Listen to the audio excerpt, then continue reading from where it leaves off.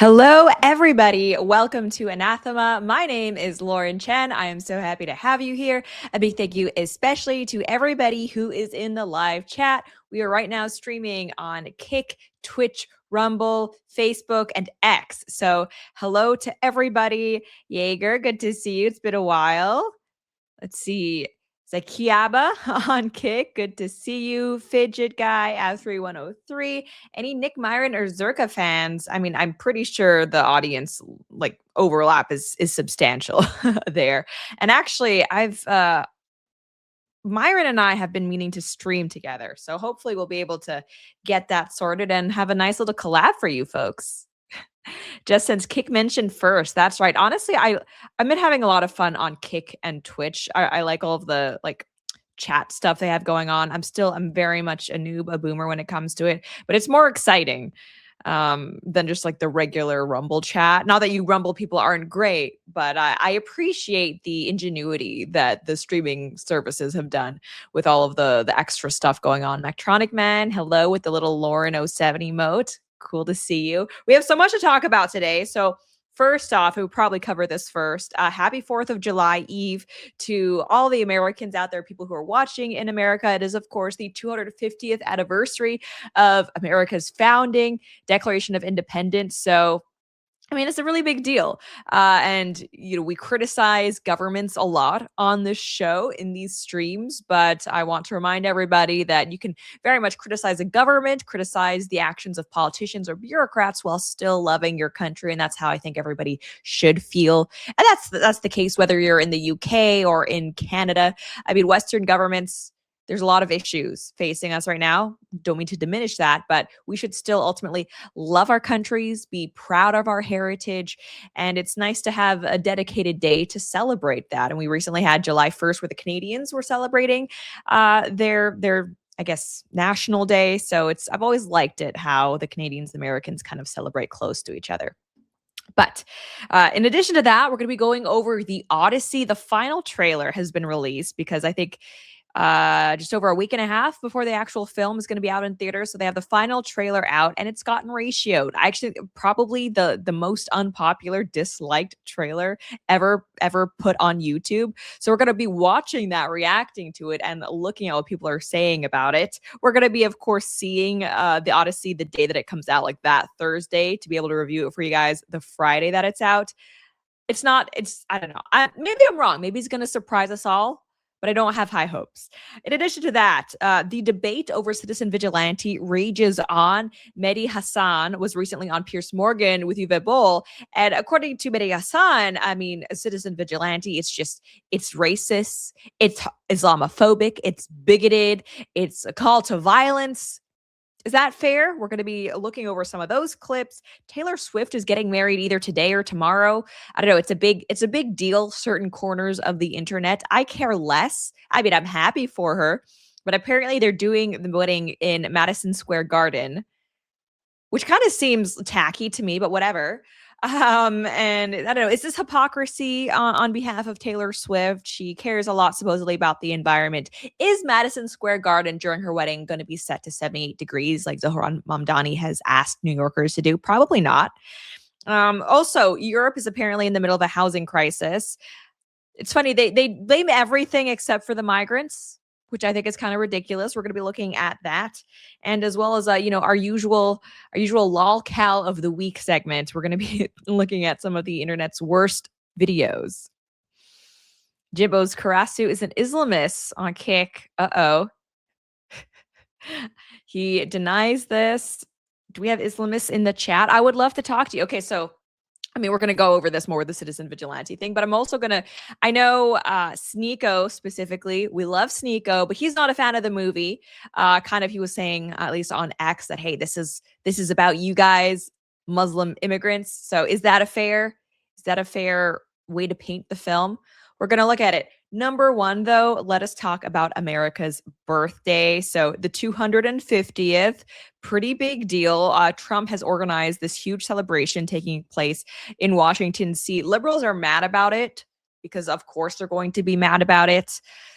There's nothing he can do, basically, where they won't complain. You can look at the reflecting pool. That was a trending headline for weeks, and it was a reflecting pool in the algae. So anyway, some people aren't happy that he's, I guess, putting so much emphasis on the 250th. Some people are mad that it's not more. Whatever. Here, we think it's a good idea. We love national celebrations, okay? A time for people to come together. And make no mistake, the 4th of July should not be politicized. Everybody in America should just be thankful to be in this country. Not saying that the country is perfect, but you should be thankful, okay? There's a lot of freedoms, a lot of privileges that people have in America that you don't have in the other parts of the world. So is it too much to ask that we could just set aside all of the politics, all of the negativity, and just for one day love America, be proud of the heritage, all the people who have given their lives for freedom? I don't think that's too much to ask, but apparently it is. Apparently it is. The people have politicized this 4th of July. I think that kind of happens every year, but this year is no exception. Something interesting is that apparently Somali national or whatever, Somali Independence Day is July 1st. So, hey, same as Canada. And in Minnesota specifically, this is apparently a big deal. If you haven't been keeping up with the news, Minnesota is basically like a Somali enclave. But Wall Street 8 explains Somalians in Minnesota announced they are celebrating Somali Independence Day all week. The actual holiday was July 1st, but they're going to celebrate Somali Independence Day all week, which will overshadow America's 4th of July celebration. What are we even doing in America? Why are we allowing any of this? And this is, I think, relevant because apparently in Minneapolis, I think it was, they have decided to ban fireworks for the 4th of July. So no fireworks for the 4th of July. I forget what the reason was, whether it was, the environment.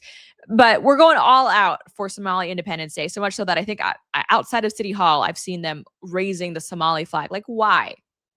Why? If you're in America, especially if you're a refugee, like your country is so bad, you had to claim asylum to escape it, you should be celebrating America's Independence Day. And I say this as someone, I was born in Canada. You don't see me flying the Canadian flag in America because, like, no, you're in America, celebrate America's National Day.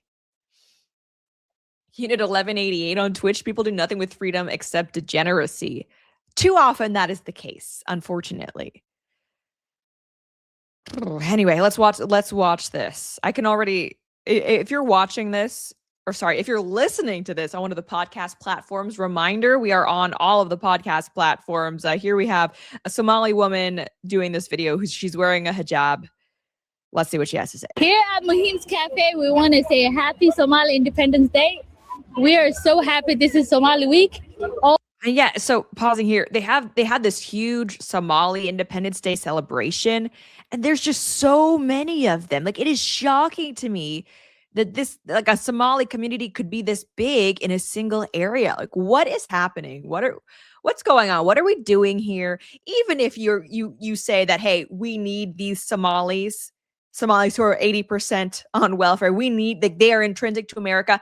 Why are they all clustering? That's what kind of bothers me. I feel like I think it would be very fair for countries to say, like, okay, if you're an immigrant, you're coming over here, you actually don't get to decide where you live, because that leads to ghettos. It leads to a lack of assimilation. If you're coming to America, it should be because you want to live with Americans. If you're coming to the UK, it should be because you want to live with British people. You shouldn't be allowed to form these ghettos. So I think if you're an immigrant coming to a Western country, we should get to decide which city you live in, like to spread the love of migrants so that they don't, like, cluster. Because, like, I mean, it kind of seems like this has just been a disaster for people who actually live in Minnesota who aren't. All week long, we're going to have Somali Week promotions, and there's discounts for drinks. And July 1st, we're having our first free Somali shack for everybody. July 1st, we're giving out free Somali shack, and we're doing.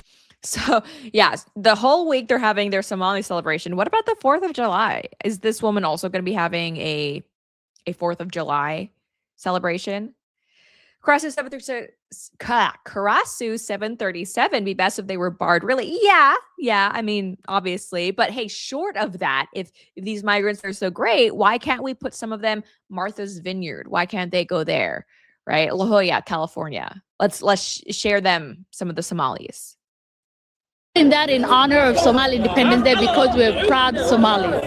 Somalia ha noolaato. Ilaahayna ha khayr ha siiyo. Proud Somalis. It's funny. Somalis, from what I've seen, they're some of the most nationalistic, proudest people, which is so strange considering the country they're from is Somalia. And like the only reason we're hearing about this is because they have fled as refugees because their country is so violent, so war torn, so economically depressed. Jaeger on Rumble, by clustering, they don't have to learn English if they don't want to. They can retain their own culture and they don't have to adopt our culture. Yeah, exactly. Like that's a problem. It shouldn't be that way. If you want to, I can't imagine moving to Japan, period.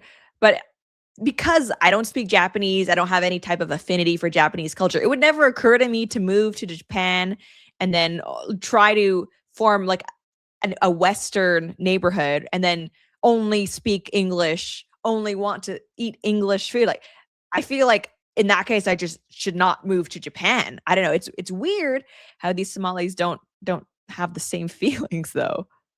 كان إن إله نودس الحمد لله إن شاء الله الحمد لله. I got excited. I was like, these people right here, they know exactly what they're doing. Just look at this woman's face.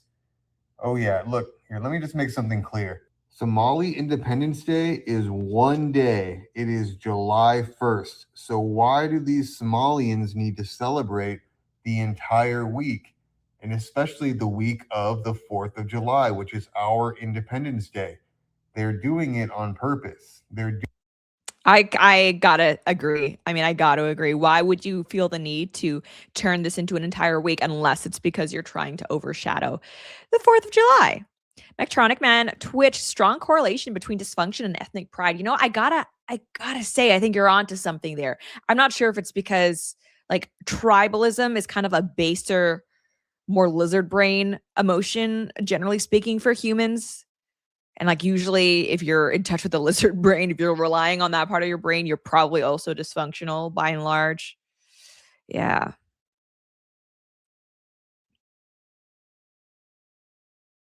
Karasu 737, people will come miles for the food. Okay, well, I've tried Somali food, not a fan. I mean, it was okay. The bread though, like the Somali bread. I don't know if you guys have seen this. The Somali bread that it kind of looks like a sponge. I'll look it up. They serve their food on it, and it's basically meant to be used as almost like cutlery, essentially. Here, let's look at this. Spongy fermented flatbread. So this is when I had Somali food. This was the type of bread that the entire meal was served on, and the idea is like you use pieces of the bread to avoid using cutlery. You eat with your hands, and like I'm down with bread. I'm one of those people. Bread is probably one of my favorite parts of a meal. I love me some bread. I don't know how to act right around bread. I've talked about my love of Texas Roadhouse. Part of that is because Texas Roadhouse has amazing bread. This bread is not good.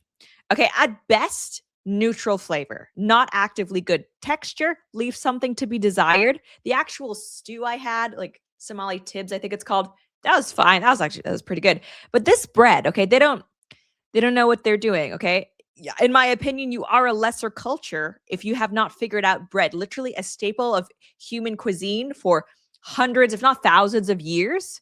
Why is your bread so bad? Like most cultures have a good bread, like French, good bread. Like I love me some soft brioche. If you've ever been to like Korea, Japan, China, Hong Kong specifically, Asians have really sweet, very fluffy, very light, airy bread. That's the kind of bread I like. That's the kind of bread I make in my bread maker. Non-Indians, I mean, they have amazing bread too. Not like non goes hard, non slaps. Sorry. What is up with the Somali bread? Okay, automatically lesser country. Electronic Man, Olive Garden bread, good. But it doesn't compare to the Texas Roadhouse rolls. Everything slaps at Texas Roadhouse. It totally does. I don't know if you guys have, again, not sponsored. This is just a part of my heart, Texas Roadhouse. They have dirty sodas there. So you have the Coke with the coconut cream. So it's like, you know, you're getting the bread. I get the prime rib. Now they have amazing drinks. What can't you do, Texas Roadhouse? Probably one of the shortcomings is the desserts. They're not great, but honestly, I eat so much bread. By the time I'm done my main course, I don't have room for dessert anyway. So it's like, that's fine.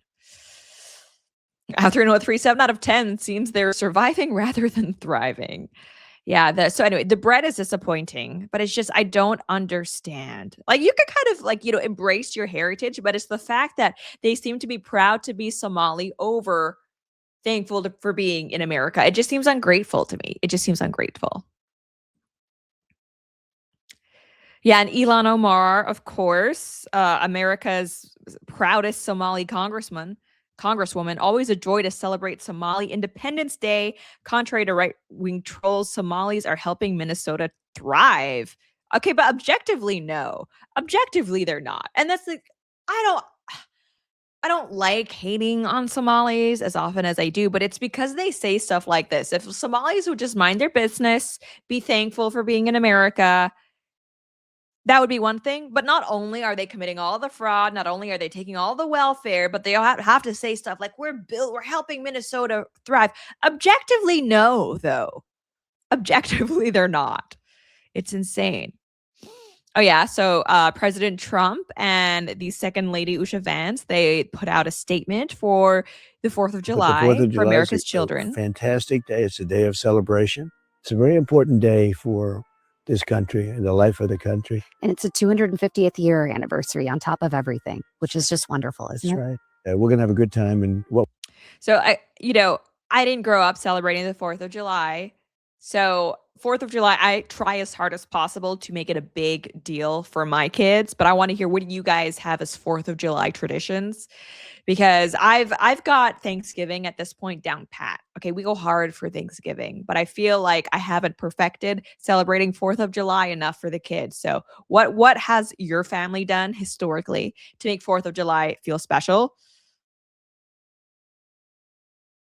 Second lady of the United States. That's what she's called. So that's not a that's not a slight against her.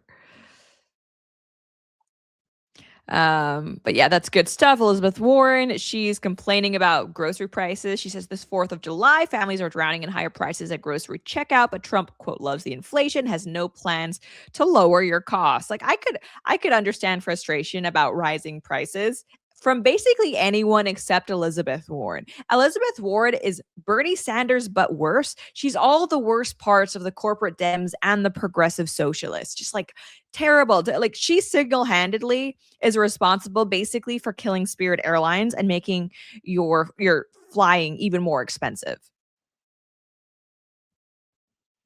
Elizabeth TikTok, she says town of Newbury, Massachusetts sent out a letter to residents ahead of July 4th warning that flying the American flag endangers birds. Congresswoman Ayanna Pressley, she says, for America's 250th, I read Frederick Douglass's speech, What to the Slave is the 4th of July, on the House floor for the first time in history. His speech endures as a mirror and mandate for us all to confront our inequities while fighting for an America as good as its promise. To understand how distasteful it is for all these people to be complaining about America on the 4th of July, could you imagine? Like, it's your family member's birthday. They have a birthday party. You go, I guess, under the assumption, hey, we're all going to be celebrating this person. And then at the birthday dinner, you decide to pull hey, you know what? Love you, man. We need to talk about some issues, though. Number one, you don't do your laundry enough. Like, you just start listing all of your grievances. That would be autistic behavior, right? Just totally socially inappropriate. It would be kind of hateful and weird. That's what these people are doing on the 4th of July.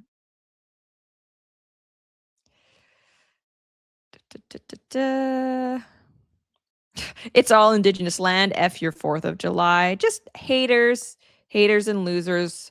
Anyway, I hope you all have a good 4th of July and have fun celebrating America as it should be. JPS 210 on Twitch, getting invited to a party is a good tradition. Yeah, so like party barbecues. It's 110 degrees in Nashville, so I feel like can we go outside without having heat stroke? That's been the problem all the 4th of July's I've been here. It's just, you want to go to the pool, you want to go fireworks, but it's so uncomfortably hot and sticky. In any case, let's pivot now to the Odyssey. So I'm pretty sure the Odyssey official release date is July 9th? No, sorry, July 10th. No, sorry, July July 17th. That's the official release date of the Odyssey. So we actually have some time before it's released. But leading up to that, the PR, at least from the regulars, the normies, it's not been good. Okay. We've had controversies over, hey, this is the feminist translation that Christopher Nolan says is his favorite, that he's based his film off of. We've had the casting controversies. Elliot Page is in there now, not playing Achilles, as was reported. It's just some other character, but still. Trans individual in your historical epic that you were apparently so concerned with authenticity, you didn't even want an orchestral score. But Elliot Page is there, 5'1" Elliot Page playing some Greek soldier. Okay. We also have Lupita Nyong'o, who a fine actress. I have nothing against her, but should she be playing Helen of Troy? Should she be playing Helen of Troy? And as people, we're going to get into the reception to this, but even if you do think that, hey, this is fine, let's have Black Helen of Troy. Is Lupita Nyong'o believable as the face that launched 1,000 ships? Like, I'm not saying she's ugly. I'm not saying I would be any better as Helen of Troy, but it's like, if you're playing a character whose claim to fame is being so beautiful that it's like literally still spoken about thousands of years later, like that's a high bar. Does Lupita Nyong'o fit that?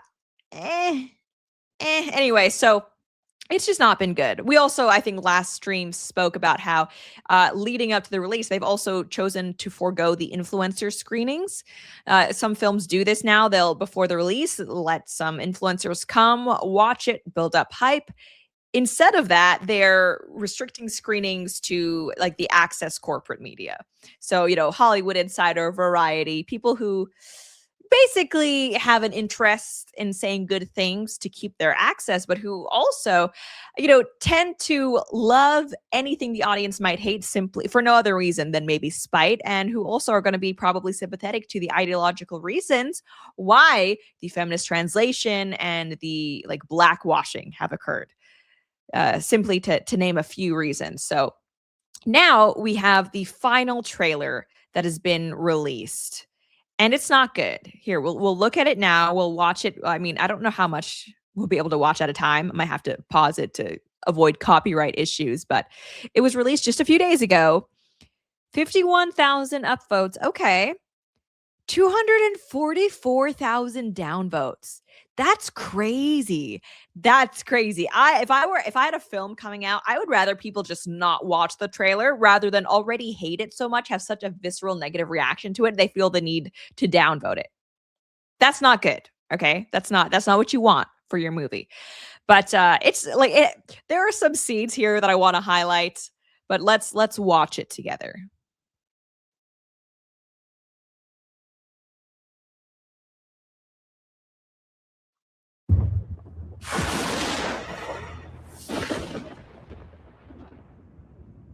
Odysseus.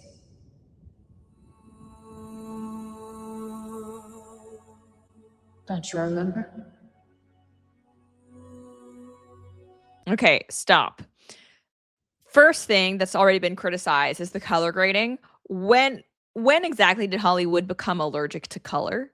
And we're not just talking about a regular film. This is supposed to take place on the Greek Isles. Like, people have compared what Greece actually looks like to what this movie looks like. Greece is colorful, vibrant. You got blue oceans. Why does this look like Fallujah? This is not appealing to the eyes. Okay, just so not a fan there. And also here we have Zendaya as, I believe, Athena. So I don't have anything against Zendaya. I think she's hyped up beyond what's probably warranted, but she's fine. As far as Hollywood actresses go, she's not nearly as insufferable as someone like Rachel Zegler or anything like that. But was she the right? Like, again, we're blackwashing not only Helen of Troy, but also now Athena. People are kind of down on the way Zendaya looks. I think she's pretty, but is she the right person to play a Greek goddess? I think that's fair. I think that's fair to ask. But also, in terms of age, this is a weird casting choice to me. I feel like if you're casting Athena, she should be, yes, very beautiful because she's a goddess, but also considering that she's the goddess of wisdom. Usually in films, when you have an Athena portrayal, it's by like a slightly older actress, maybe someone, mid 30s to mid 40s, young enough to still be considered attractive, but old enough where they could presumably and believably portray wisdom. I don't see that from Zendaya. Again, I'm not trying to be hateful. She's fine, but I think it's very fair to point out not every actress is suitable for every role. A conversation we'll also be getting into when it comes to the likes of Elliot Page and Lupita Nyong'o.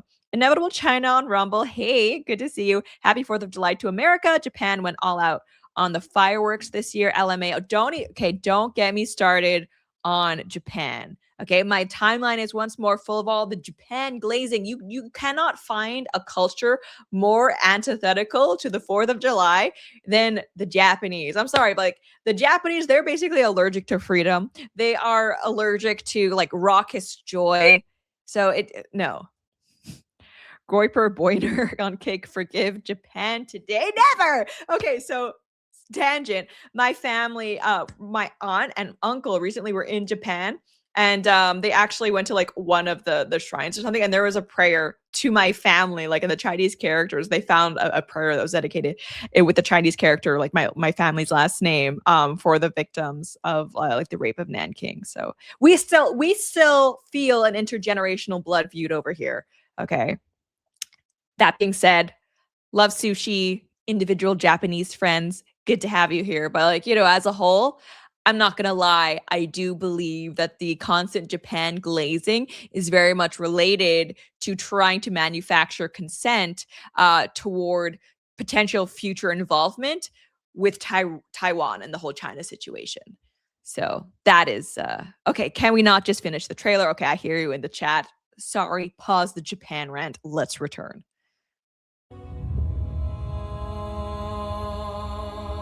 Thunder. Fire. Death. Okay, just a reminder, if you're not familiar with what exactly the Odyssey is, after the Trojan War, it is the attempt of Odysseus to get back to Ithaca and his family. So this is kind of, I guess, portraying what happened to the Trojan War. And then we're going to be following Odysseus and him attempting to get home, which takes years and years and years. But yeah, just like no color. I don't know how you guys feel about it. I'm not a fan. I remember a wife, a son, home. It says from Christopher Nolan. Another thing that I'm not a fan of is the fact that they chose to have the actors use American accents. In this, usually, traditionally speaking, anytime you have a period piece, if it's in English, obviously a lot of these stories wouldn't be speaking English, but they choose to have the actors use a British accent because it's seen as, more traditional. I agree with that choice. It's very jarring to me, at least, to see a period piece with American actors, or at least people using American accents. I don't think it matches. I don't know if you guys saw what The Eagle was, that Roman period piece with, I think, like Channing Tatum or something. They also use American accents, and it's jarring. Yo, I'm a Roman. No, you're not. I mean, you're obviously not, but this really just takes me out of it. McFlurry Mac on Twitch adding to no color. The sound design has became bad too. I thought I was getting old, but everyone is using subtitles now. Yes, very much so. I have a hard time watching something without subtitles because it's like everything is muffled, nothing is clear, the background noise is too loud. Metronic Man, I hate pretending British accent is fancier. It's not necessarily about fancy versus not fancy. It's more about traditional versus new agey. Av3103, a bit nitpicky. Fair enough. Let's continue. Ithaca's a kingdom waiting for a king. My dad is coming home. You're pining for a daddy you didn't even know. You're pining for a daddy you didn't even know. Okay, so all the American accent defenders in the chat, does that sound like a line that belongs in the Odyssey? You're pining for a daddy you didn't even know. Okay, and so here we have Odysseus' son, I think Telemachus. That's Spider-Man. Why can't I think of his name? Oh my goodness. Why can't I think of his name? Please help me, chat. Tom Holland. Thank you. Tom Holland. The suitor, whose name I can't remember, that's Robert Pattinson, who's for some reason has lines involving the word daddy. And then Penelope, Odysseus's wife, Anne Parker. Oh, sorry, I'm reading the chat. Anne Hathaway. Yeah, Peter Parker. Like some sniveling bastard. Ithaca's king is coming back. Bringing vengeance.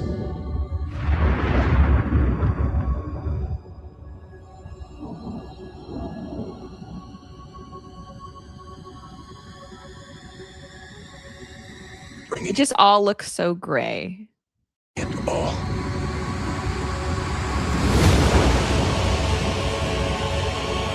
I could take the throne.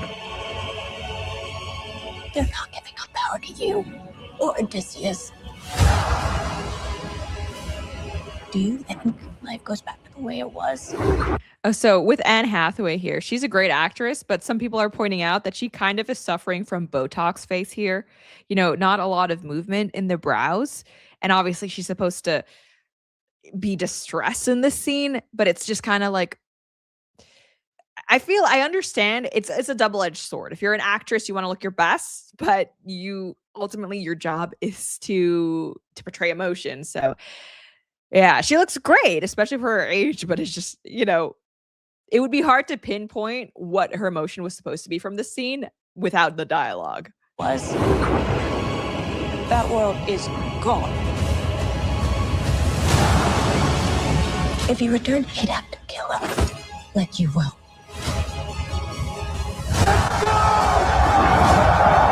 The infamous "let's go" scene. I'm sorry, I cannot get on board with the American accents, with the like modern language, with the Odyssey. I'm not about that, especially when you're keeping the setting. It's not even like this is a modern retelling. It's just you're keeping the setting in ancient Greece, supposedly, but like, let's go. I don't see it. Bobby7642 on Twitch. No idea if the movie will be a disaster or not, but amount of energy people seem to be putting on into hating on it beforehand seems a bit performative. Want to watch an actual good movie based on the Odyssey? Should check out The Return that came out a year ago with Ralph Fiennes as Odysseus. So, I mean, I think it's just fatigue, right? I mean, this is a movie that Hollywood has spent hundreds of millions of dollars on, and so it's not really performative. It's just this is a big cultural thing with one of the best received directors of the modern era. He has chosen seemingly to torpedo the project with bad choices. Don't speak in ways we understand. Who doesn't understand pain? Or blood? Okay, so hang on, pause right here. Here we have a look at what's it? Lupita Nyong'o, Helen of Troy, the face that launched 1,000 ships. Okay, so this is okay, slightly unflattering still. Doesn't get better. What is it? Blood.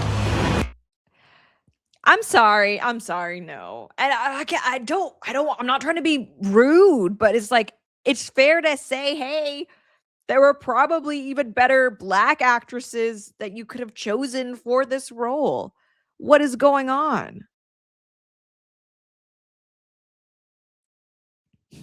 Pog Dog on Rumble, I'm sick of burning my money and time on entertainment that turns into a lecture.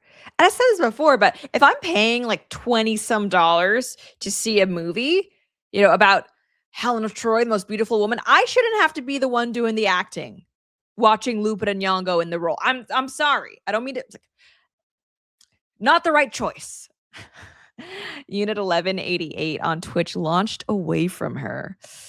Yeah. I didn't like. They were kind of setting her up, honestly, to take crap by putting her in this role. You knew people would say something.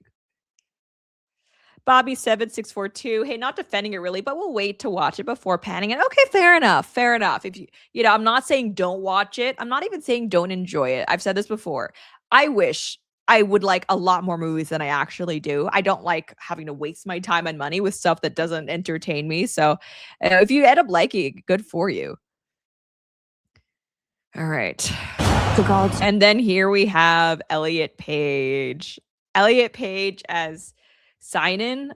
So this Greek soldier that wasn't mentioned by Homer, but was mentioned in other versions. So Elliot Page is in this film. And here's the thing.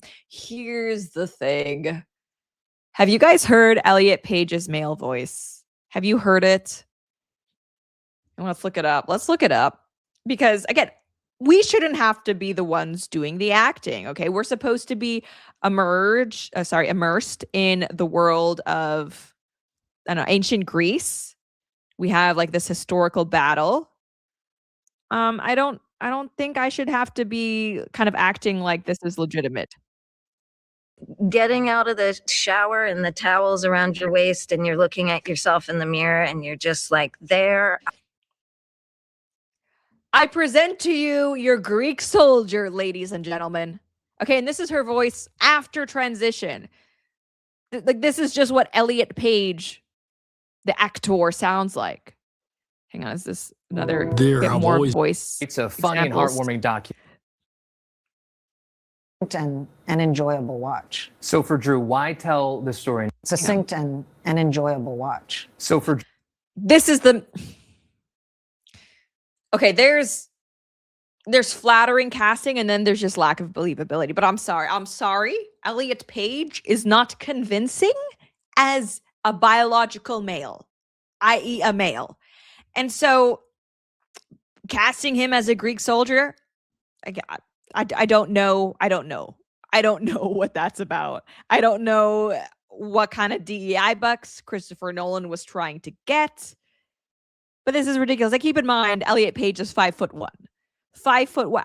Did they borrow children's armor? It needed to be specially made, like for sure. It's not like, was this the one that Matt Damon was wearing or Elliot Page? I'm not sure. My goodness. Lucien Lachance 4 on Twitch. Ellen Page was better looking than Zendaya. Ellen Page is beautiful, beautiful actress. What's going on here? I don't know. So that's the thing. From a physical standpoint, voice, just none of this is screaming ancient Greek warrior. Whatever. He made his choice casting Elliot Page. That's for sure. I told you. Then I defied the gods. In 2 weeks.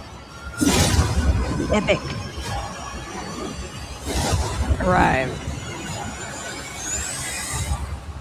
The Odyssey. Okay, so I think the marketing people are trying to do the best they can. That's what I think. All of the dialogue also that was included, corny, unbelievable, not a lot of emotion there. We'll see. Maybe I'm just being a hater. We're going to go see this film. I'm happy to be corrected, honestly. I want this movie to actually be good because I'm probably going to have to spend like 3 hours watching it. Mactronic Man, I'm in the 20% that thinks it's going to be awesome. I love the positivity. We love positivity and hopefulness. Yeah, the face that emptied 1,000 seats. Oof, that's a good one though. I'm surprised they forgot the rap music. Oh yeah, apparently Travis Scott is also in this film, like as a bard. Because rap is like, that's the modern equivalent of being a bard, being a rapper, according to Christopher Nolan. The Odyssey Downtown LA edition. You know what? Props to them for keeping the comments open. There is courage in that, if nothing else. Yeah, peak Hollywood garbage. So you know what? I will say though, I was like reserving seats for Papa Chan and I to see this, like one of the first showings, if not the first showing that we could see. And it was pretty full. It's a like Thursday afternoon. People presumably would have work, but it was pretty full, much fuller than the cinema when we went to go see Supergirl. So based on that very scientific standard, I think if nothing else, this film will perform better than Supergirl for whatever that's worth. James Smith, 1,000 on Twitch. Who did Christopher Nolan make this for? I don't think the woke DEI crowd is the story's target demo. I don't know. It's an action film. So overwhelmingly, your audience is men. Casting Lupita Nyong'o as the most beautiful woman in the world. Okay, yeah, but it's not a good idea to have woke social justice warriors be your target demo for anything because they're like 5 people. And so if you're trying to make money, no, not a good move. Kid Panda on Kick made for the Academy Award Committee. I mean, yeah, basically I think that's where we're at with this. Okay, so let's look at the reception on social media. Yeah, the Odyssey trailer draws massive dislikes over casting backlash. That's for sure. So, adult humor on X. If they wanted a black Helen of Troy, they should have cast Natalie Emmanuel. So if you don't know who Natalie Emmanuel is, she is the actress who played Missandei on Game of Thrones, and she is beautiful.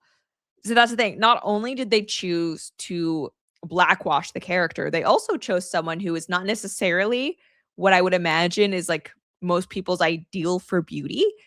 Not that she's not good looking, but again, Helen of Troy, most beautiful woman like ever. Yeah, they could have done better. They could have done way better.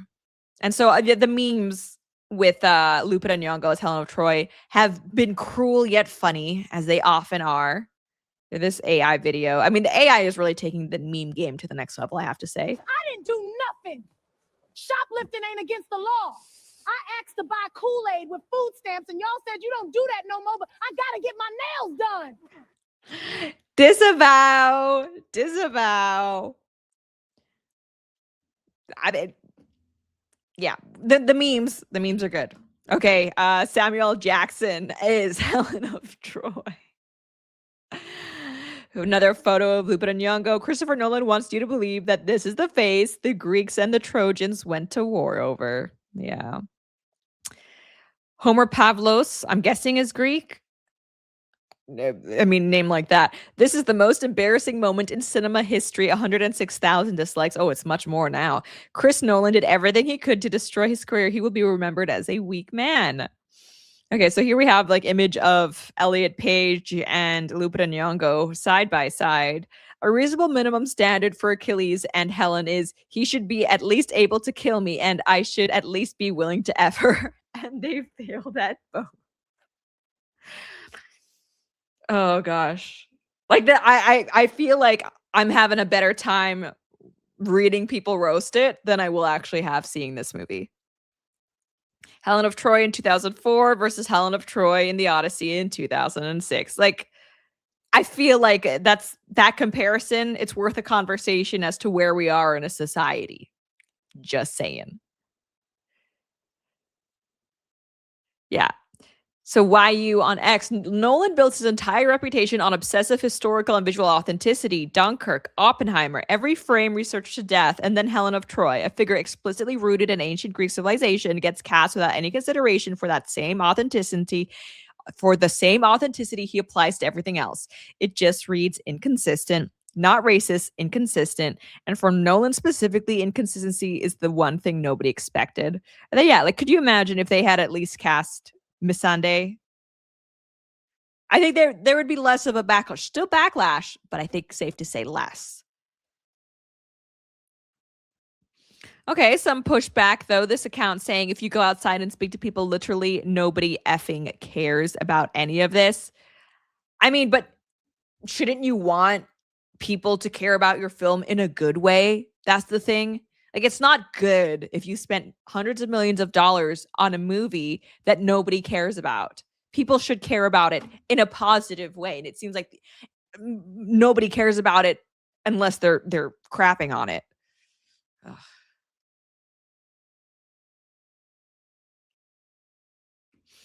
Yeah. And so, yeah, here we just have the stills. Zendaya as Athena. That was certainly a choice. Lupita Nyong'o. This is the worst one. I'm sorry. The Elliot Page one is the worst one. We'll see how it goes, right? We'll see how it goes. Best of luck to the team behind it. I mean, if I'm one of the studio execs behind this film, honestly, I'd be sweating right now. I would be very uncomfortable. And it's like, you know, I feel like if you're going to do something weird and have some sort of like artistic vision and be race swap and all that stuff, it's like fine as a director, do that as an artiste. Don't do that with a project that we have hundreds of millions of dollars riding on. It's just not smart from a money perspective.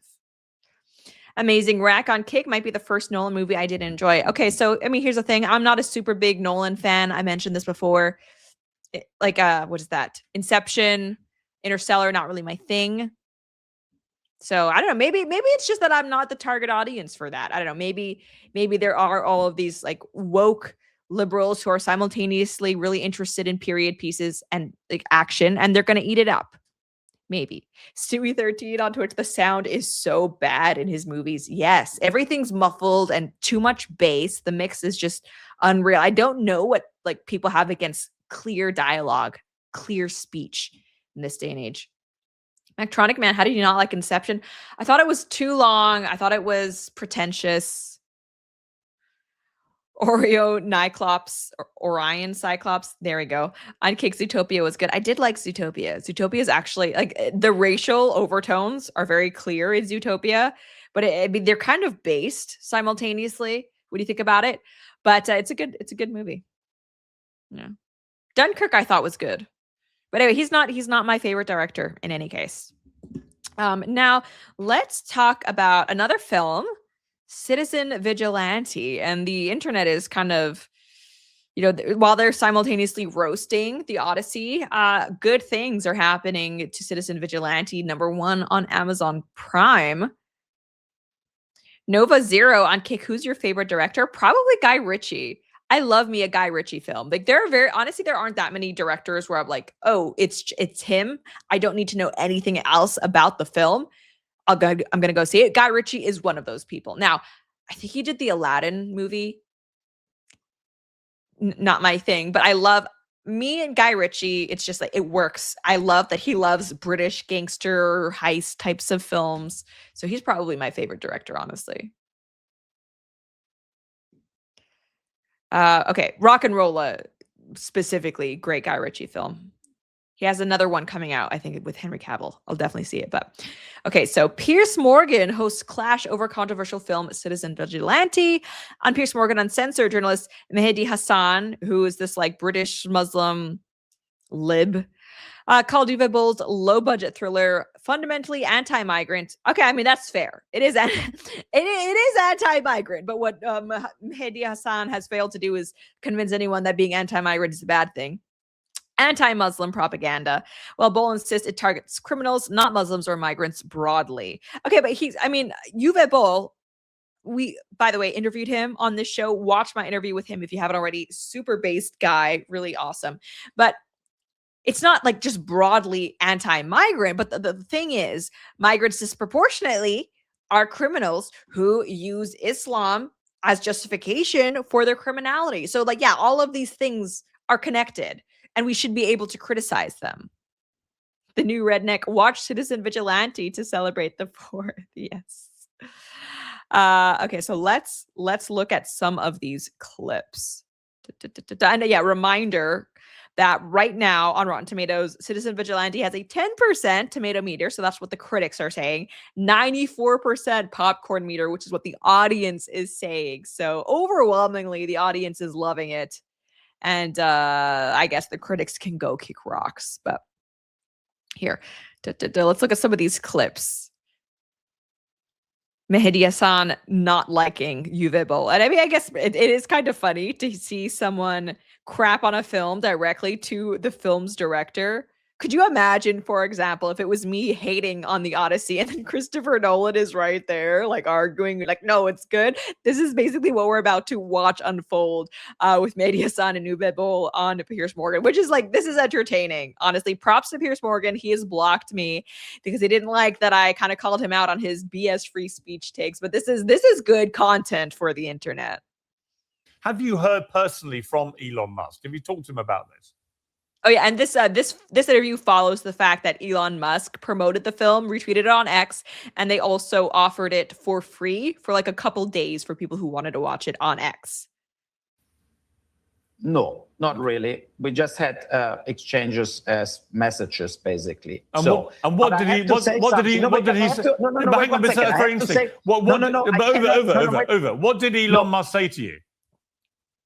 No, it was only that he liked what he saw, and if we could play the movie on X, right? And then we said, yeah, whatever. If it's like a short-term period, we maybe can do it. So, but I need to say one thing: this Syrian refugee family were the. And by the way, so there's this one scene in the movie where Citizen Vigilante Army Hammer's character does shoot the entire family. Not just the actual rapist, but like his sister as well. So people didn't like that. But I think, this is a vigilante who's not only, I guess, getting rid of the people who committed the crime, but also everyone who's covering it up, including, by the way, the corrupt, corrupt police people, but also like their own family, the family members who witnessed this crime and who lied about it and justified it. I kind of think if we're comparing this to the real world crimes committed by grooming gangs, yeah, if you were a wife or a sister and you knew that this was happening and you said nothing, you let it happen, you lied for them, I think you should be punished too. So yeah, hiding a crime is not innocence. You are complicit in the crime. Son was a rapist. He did the gang rape. That's basically on a case what was in Hamburg a few years ago. And I think stuff like this incites violence in the population, because if you have 8 rapists and they don't get prosecuted, they don't go to jail, then people getting this kind of vigilante fantasies, right? They think like, what the fuck? Why people don't go to jail if they rape a 15-year-old girl? Non-migrant rapists don't go to jail as well. Wait. Okay, now Mehdi Hasan is going to pretend that he doesn't understand per capita and that the problems in Europe when it comes to these sexual crimes and crimes in general now, they're disproportionately from migrants. Okay, I think it was like 80% in the UK. The grooming gangs were Pakistani Muslims. Yes, this is not just all rapists are bad. Let's be a little bit more specific there. It kind of seems like certain communities, this is more of a problem than other communities. And that's relevant, especially considering the fact that we're specifically importing this community. So we should be able to call it out. And we have more of this interview to get through. But first, I do want to say a huge thank you to today's sponsor. There we go.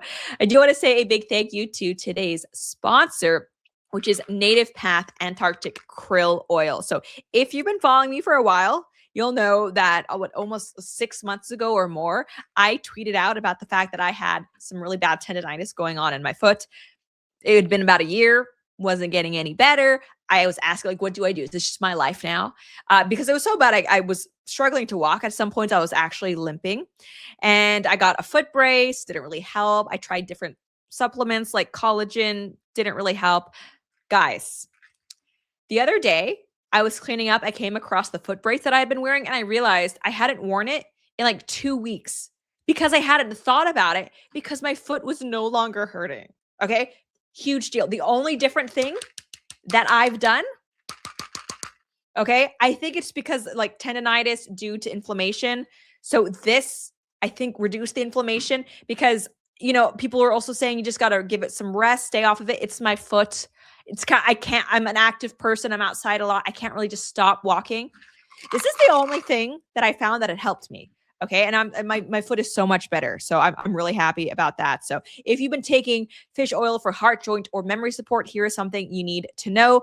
Research shows that fish oil is 50% less absorbable than krill oil because fish oil's omega-3s are in triglyceride form, whereas krill oils have phospholipid form, which is the same format your cell walls are made of. That means krill oil gets into your cells immediately. And in head-to-head studies, krill oil outperformed fish oil at improving cholesterol, reducing inflammation, can attest, and easing joint pain, often at lower doses. Native Path Antarctic Krill Oil is sourced from pristine Antarctic waters, contains the powerful antioxidant astaxanthin, and comes in tiny soft gel forms no fishy burps. So that's a guarantee. Learn more and grab your special discount plus free shipping today at getcurl.com/Lauren. Again, that is GETKRILL.com/Lauren. Big thank you to Native Path for sponsoring this stream. And yeah, I'm very happy about my foot issue because I'm fairly young still, I would think. Way too young to be having just like chronic pain and I'm unable to walk. But anyway, let's watch more of this.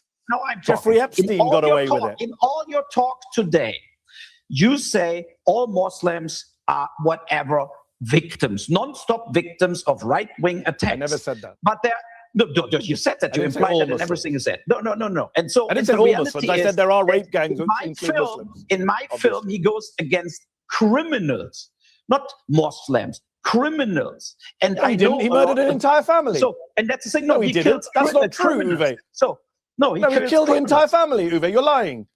He killed the entire family. What are you talking about? No, I'm not. Again, the entire family, including family members who lied, who witnessed the crime, who covered it up, who obfuscated, who were justifying the rape of this girl.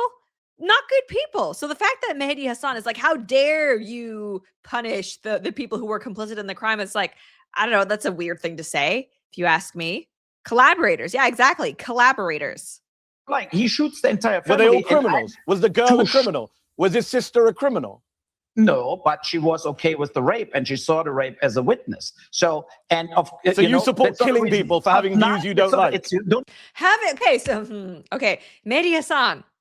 Newsflash, lying after you've witnessed a rape to protect your family member is not simply a viewpoint to disagree with, okay? That is actually illegal. You're a conspirator, you're a collaborator, you're an accomplice. It's not just like, oh, I want low taxes, he wants high taxes. You're a collaborator for rape. Okay, that's a crime itself, actually. That's not good. Don't forget, it's a fictional movie. It's a fictional movie, and in movies, but you're talking in real life now. You're saying he killed only criminals. I pointed out he didn't kill only criminals, and you said, but she had it coming. You said basically what. Okay, but she kind of did have it. Like she kind of did have it coming in the film. She's justifying her brother's rape. She had it coming. Okay, you know who didn't have it coming? The girl who was raped by her brother. But no, that sister had it coming. Wild justification for Mehdi Hasan to try to make. What you say is that it doesn't really matter. It was just a random Syrian family. He goes in and executes them. Total bullshit. I didn't say random. You're lying. I specifically said the son was a rapist and he killed the entire family. And that clip is being shown as a moderate response. I've said this multiple times, Uwe. That clip has been used online as a moderate response. You should condemn that. Well, you should condemn it. You should condemn it. If I made something, if I wrote something that was being used by far-right people to incite violence, I would say. What violence has been incited through this movie, though? He's like, oh, how dare you incite violence? There's no one is committing any crimes on behalf of Citizen Vigilante. People actually have been killed, raped, groomed because of their ideology, because of their culture, because of their background. So one that Mehdi Hasan shares, by the way. So why isn't he condemning any of that? Seems strange. The reality is that the people are fed up with the situation, how it is. The migration doesn't people, work. You don't speak for the people. He kind of does speak for the people, actually. Poll after poll shows that Europeans are fed up of mass migration. They're fed up with the lack of assimilation. They're fed up with the crime. Uwe Boll is exactly right. People are fed up with Jeffrey Epstein, too. Should they go around and kill Donald Trump and Republicans? Obviously not. It's really weird how the left has tried to make it seem like Donald Trump is the pro-Epstein president when he is the only president under whom information about Epstein has been released. And they're actually in the Epstein files, there's evidence that Donald Trump tried to have Epstein arrested. Lucien Lachance 4 on Twitch. Fictional responses to real-life migrant crime has them triggered. Amen. 100%. So there's more to it, but it's just, I think this is the same one. Yeah. So this is the scene where he's killing a bunch of people. Basically the movie is him just being a vigilante.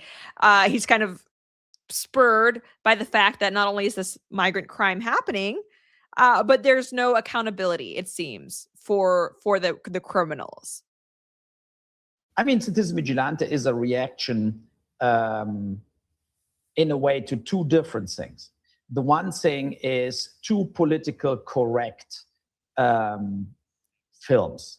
You know, all these writers and diversity, whatever, as a filmmaker, I think we lost grip on movies we were used to. I grew up with Taxi Driver, Goodfellas, Raging Bull, you know, Clockwork Orange, whatever. All these movies are not getting done anymore because there is like a woke police and algorithm and total bullshit going on. So that we have Supergirl and other crap, what nobody really wants to see, but they all go because they spent 200 million to make that movies, and then they're promoting that movies with 200 million. And I felt always, I did movies like Rampage, Postal, I did a lot of political incorrect movies, and I went, here you are, and now I see you. So I went in all political directions in the past, criticizing politics left and right. I did Darfur about genocide in Darfur. I did Auschwitz to make clear we should never forget the Holocaust. So, you know, that's the thing. And I'm so pissed, like furious about the migrant situation in Europe that I did first a movie named Run with Amanda Plummer, Barkat Abdi, what is in the US on Paramount Plus and Showtime, and also out on Prime in Europe, where I showed the boats coming in and the holiday island, and we follow different characters over the time. And there I showed not only empathy, I know that people want to have a better life and coming into Europe. And I'm not against it. I'm not religious. I'm not like against any, I have Muslim friends and everything. I'm not against Muslims. I'm against like this uncontrolled migration where people, for example, in Germany are not even allowed to work. Then the resentment in the population grows. Then you have also people just being bored because they're not working. So the integration sucks. Now they're turning into crime and or also random crime, as we see with these rapes, with the knife stabbings. That's not like individual little cases. They're all over Europe into the thousands every year.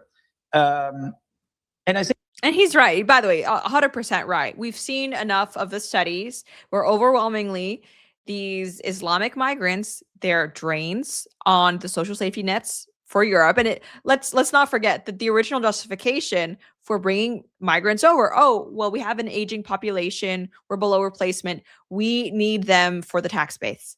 But it turns out the people you're bringing over, they're net takers, not givers. So countries are now having to raise the retirement ages, right, in order to pay for all of these migrants. You justified bringing over the migrants. Oh, we need to pay for the retirees. Now the retirees can't even retire anymore because the migrants are costing too much money. We also see that not only it's the social gibs a problem, they're not assimilating, and they're committing crime disproportionately. You know, there are so many places in Europe where that used to be safe that now are getting more and more dangerous. UK, like London's a great example. Dublin's an example of, these places now compared to 20 years ago. It's gotten worse. It's gotten worse. It doesn't work. So, I mean, Mehdi Hasan, he's obviously very outraged by this film. I wish he would, especially as someone from the UK, supposedly, I would ask why he doesn't have the same amount of outrage for the grooming gangs. I don't accept that Uwe or this movie is speaking for the people of Europe. Like I said, the very title itself just showing Europe, nondescript Europe. You didn't even pick a country because none of these countries match the kind of propaganda out of the American right. And Uwe said something very revealing a moment ago. He said, he has to go where the audiences are. And I think that's what he's done with this film. And he's found Elon Musk and he's found this MAGA crowd that love this stuff that's bullshit. You want to make a film about a rape cover-up? Make it in the US about Donald Trump and Jeffrey Epstein. Uwe himself used to be super anti-Trump. He was attacking Trump and Trump voters and Fox just a few years ago. He was calling Fox a fascist channel. But what does that have to do with now it? He's in but bed what does that actually, well, as a filmmaker, let me finish my point. Why does any of that I'll make the matter? point. So it almost seems, Hasan, like you could be anti-migrant and not just some like MAGA hardcore Trump fan, because those are two different issues. And opposing mass migration crime should actually be nonpartisan. Funny that. I'm telling you why it matters. Because he said he goes to where the audiences are, and this is a very cynical attempt to get a right-wing audience for your film. Uwe's mentioned the film Run twice so far. This was a film he made last year. Just a year ago, he was making a film that he himself says was empathetic and humane. I looked it up. This is what Uwe said in September of last year. He said, Run is about empathy and consequence. It looks at the refugee crisis, not as a political issue, but as a human tragedy unfolding in real time. I agree with that Uwe Boll. Not the Uwe Boll who turns up now saying people are angry and that's why they're going to. You could be. Is he really this retarded? This Mehdi Hasan? Like he's acting as if it's hypocrisy to have nuance with regard to the mass migration issue. Both things can be true. You could have empathy for people who are fleeing unsafe places, who want a better life for their families. Like wanting a better life for your family, that's basically the most universal human experience you could have. And of course, we should have empathy for those people. But that doesn't mean that it's just okay for criminals en masse to flood European countries, right? And we should keep in mind that there are real people who have been harmed on the migrant side of things by the geopolitical situation.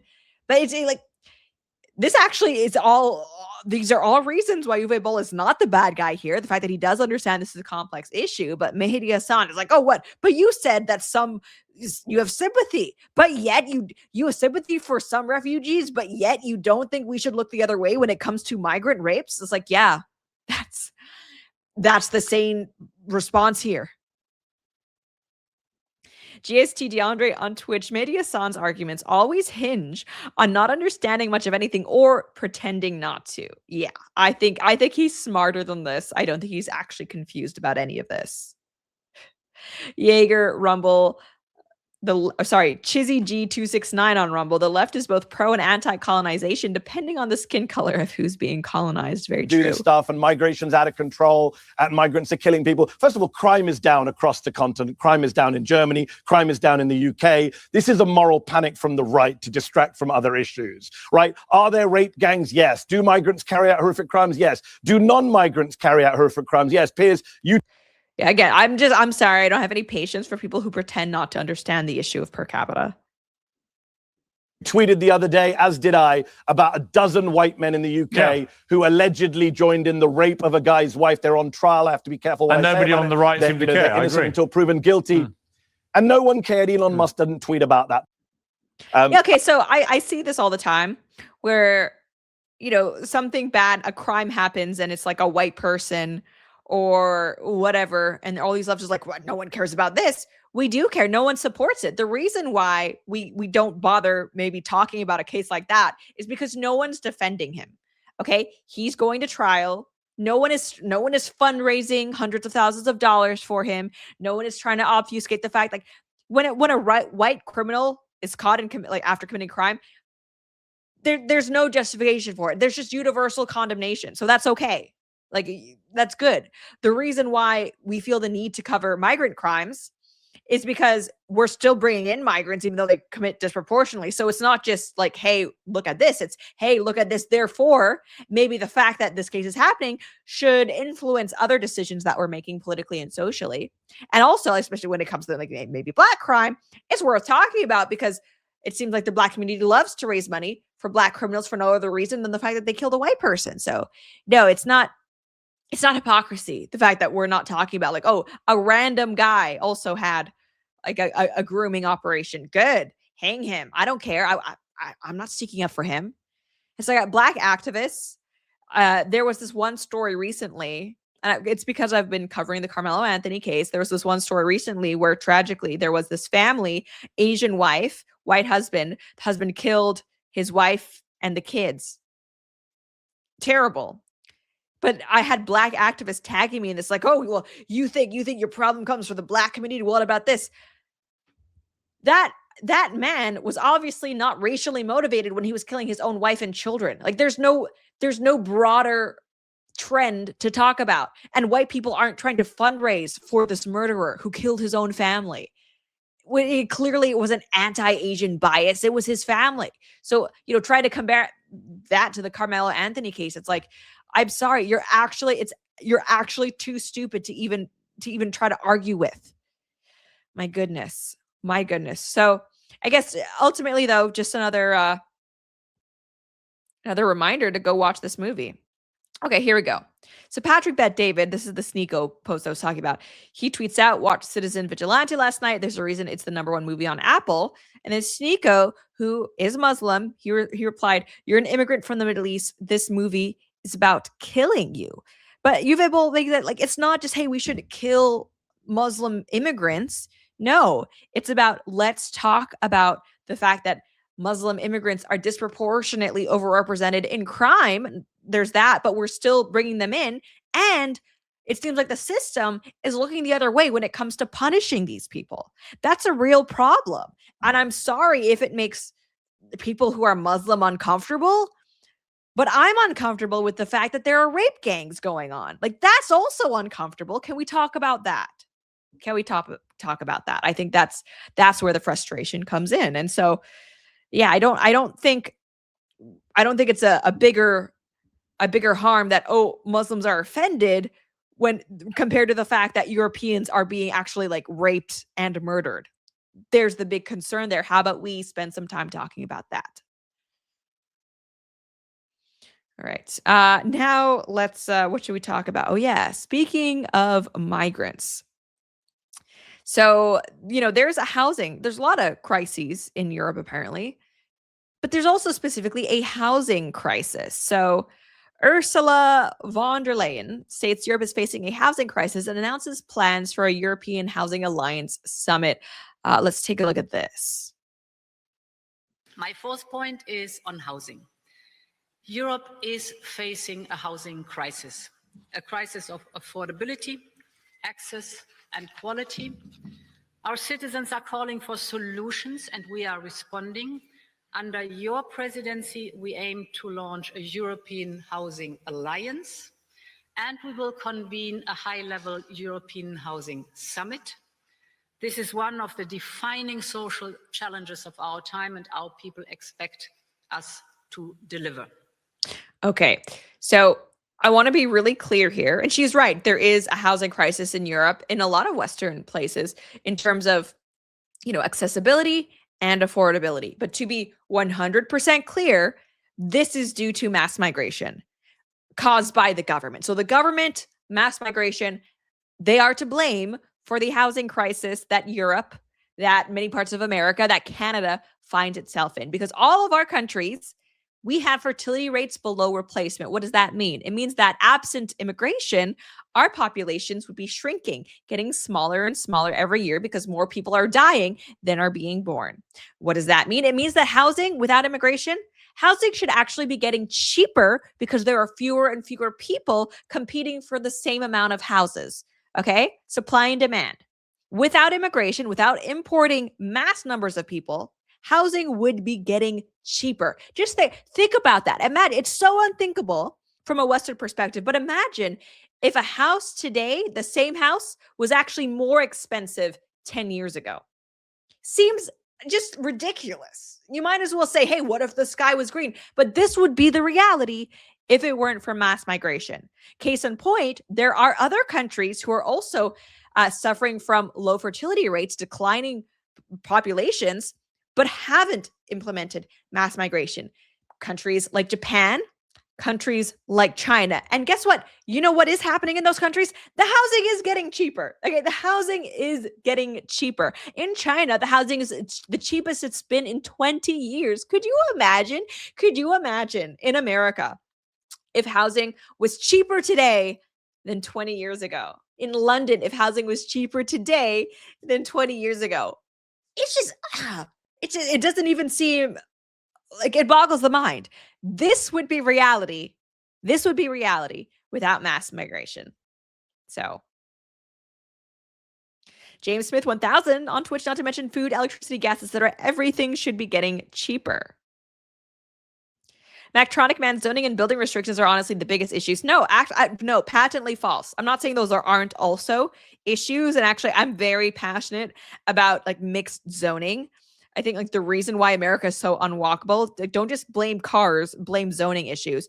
But no, immigration, like 100% is the big issue. You expect you're importing millions of people. That's going to affect housing. Pogdog on Rumble, the housing crisis is a feature, not a bug. Keep you renting while elites and corps own 14 houses. Yeah.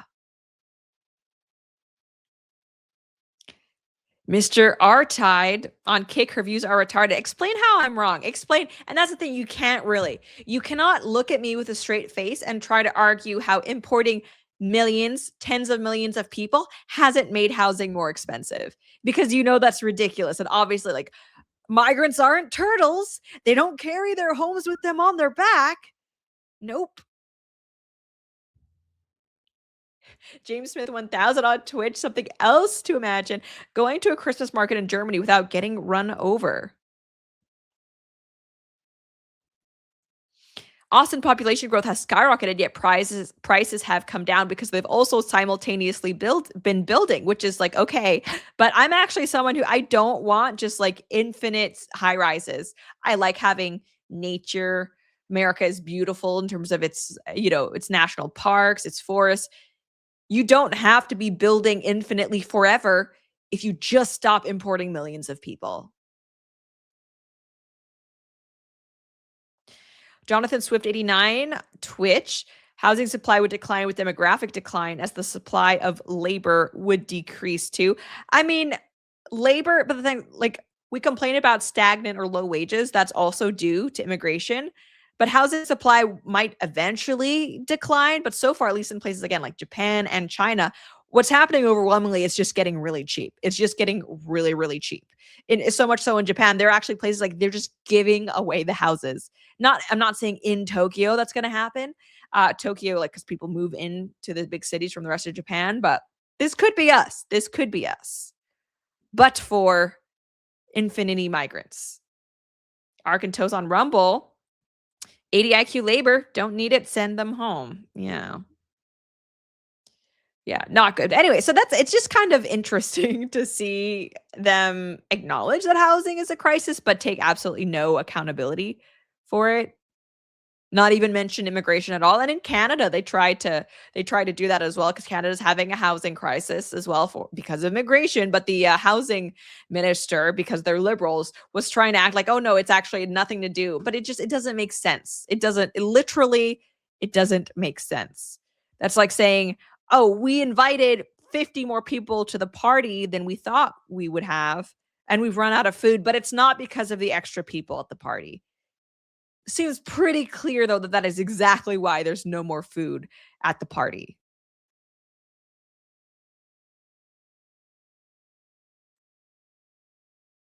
$80 IQ is being generous. Brandon 19 on Kick, stay in your country is a very old adage, and you just sound racist AF. I don't really care whether I sound like you people still say that as if that's some kind of a counter argument. Oh, but racism. Okay, A, it's not racist. Having borders has historically never been seen as racist until 5 minutes ago. But also, B, I don't care what you call me. That's not an argument. Oh, that's racist. So you've called me that. You think that gives you power over me now? You think that means you've won the argument? It doesn't. No one cares anymore. Ooh, racist. That's nice. Can we actually go back to talking about the issue at hand here? Jay Alvarez on X. Hey, good to see an X chatter. Don't insult turtles. They're hermit crabs. Bottom feeders. That's true. Didn't mean to insult the mighty turtle. Merch. One on Twitch. The problem isn't the import of people. I disagree, but we will continue. The real issue is these people come from war-torn countries, and they've been through radical Islam, which is an altered version of the religion created by the terrorist organization so they can brainwash and recruit people. Don't get me wrong. To the extent that Western countries have contributed to destabilizing some of these other nations, especially in the Middle East, I don't support it. If you guys have watched my stuff, you'll know I'm not interventionist. I'm anti-war. I don't approve of the quest to spread democracy supposedly through bombs. I don't support that. So, people who bring that up, hey, by the way, especially when it comes to like a Syrian migrant, maybe we talk about how Western influence has contributed to that. I agree there. I don't think we should be continuing all of these campaigns.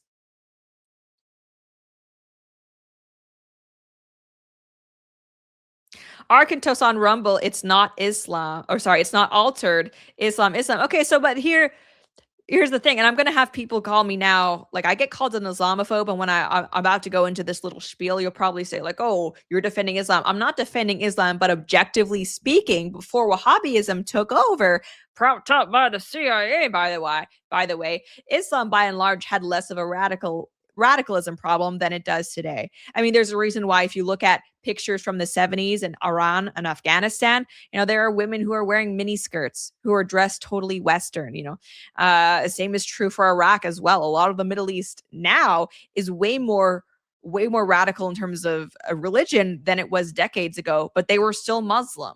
So yeah, Islam has changed politically speaking, theologically speaking, and that's not me defending Islam. That's just me being accurate here.